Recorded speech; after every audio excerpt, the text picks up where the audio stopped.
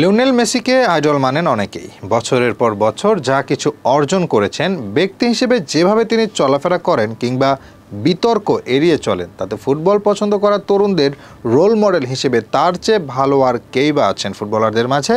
একজন খেলোয়াড় হিসেবে যতটা অসাধারণ মেসি, তার চেয়েও অসাধারণ একজন মানুষ হিসেবে। তার চেয়ে সফল ক্যারিয়ার আর কারো নেই বললেই চলে। একমাত্র খেলোয়াড় হিসেবে অবদান রেখেছেন 1200 এর বেশি গোলে, যার নামের পাশে আছে 8টি ব্যালন ডি'র, ফিফা বর্ষসেরা খেলোয়াড়, পিচিচি, 6টি গোল্ডেন বুট, 4বার আন্তর্জাতিক টুর্নামেন্ট সেরা খেলোয়াড়, একবার সেরা উদীয়মান খেলোয়াড়, 45টি দলীয় শিরোপা, আর সব কিছুর পর বিশ্বকাপের শিরোপা তাকে এনে দিয়েছে পরিপূর্ণতা। সব মিলিয়ে মেসি গর্ব করতেই পারেন তার ক্যারিয়ার নিয়ে। তার উপরে যে নেই কেউই।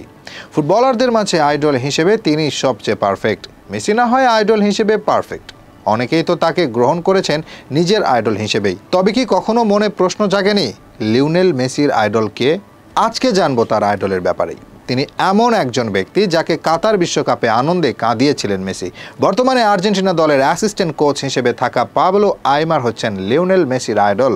স্বদেশি এই প্লেমেকারের ব্যাপারে এরকম তথ্য জানিয়েছিলেন মেসি নিজেই। এক ইন্টারভিউতে বলেন, তার খেলা বেশ পছন্দ ছিল মেসির, বেড়ে উঠেছেন তাকে দেখেই। যদিও তার সাথে দেশের জার্সিতে বেশি খেলার ভাগ্য হয়নি 8 বারের ব্যালন ডি'র জয়ী তারকার।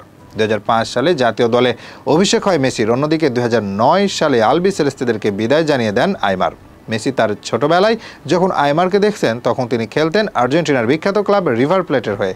এরপর পাড়ি জমান ইউরোপে। খুব একটা বড় ক্লাবে খেলার ভাগ্য হয়নি ইউরোপে। 1996 সালে শুরু হয় পেশাদার ক্যারিয়ার। 22 বছর পর যা থামে 2018 সালে। ফুটবলের প্রতি নিবেদিত ছিলেন অনেক, তাই তো অবসরের পর পারেননি নিজেকে দূরে রাখতে। 2018 সালে বিশ্বকাপ ব্যর্থতা যখন বাদ দেওয়া হয় জর্জ সাম্পাওলিকে, তখন ভারপ্রাপ্ত কোচ হিসেবে নিযুক্ত করা হয় স্কালোনিকে। এরপর তাকেই বানিয়ে দেওয়া হয় পার্মানেন্ট কোচ। সেই প্যানেলে অ্যাসিস্ট্যান্ট কোচ হিসেবে যুক্ত হন আইমার। তাতে করে আবারও খুব কাছ থেকে মেসিকে দেখার সুযোগ পান তিনি। 2022 বিশ্বকাপ শুরু হয় বেশ বাজে। সৌদির কাছে হারে আর্জেন্টিনা, বিদায়ের দ্বারপ্রান্তে ছিল মেসিরা।